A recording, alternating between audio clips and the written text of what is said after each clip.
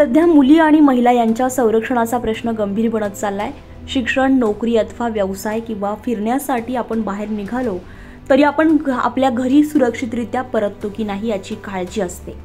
परंतु नाशिकच्या त्रिमूर्ती चौक अर्थात सिडको येथे मुलींनी जे धाडस दाखवलं त्या धाडसाबद्दल सर्वत्र त्यांचं कौतुक केलं जात आहे। एका मुलीला एका टवाळखोरानं अपशब्द वापरत छेडण्याचा प्रयत्न केला।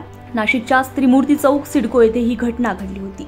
मात्र रस्त्याने जात असलेल्या दुचाकीवरून 3 मुलींनी या रोड रोमियोंना समज देऊनही न समजणाऱ्या रोड रोमियोंना अखेर त्यांनी त्या रोड रोमियोंना चांगलाच चोप दिलाय आणि हा संपूर्ण प्रकार सीसीटीव्ही कॅमेऱ्यात कैद झालाय आणि याच माध्यमातून सिडकोसह नाशिक जिल्ह्यात या मुलींच्या धाडसाचं कौतुक होत आहे।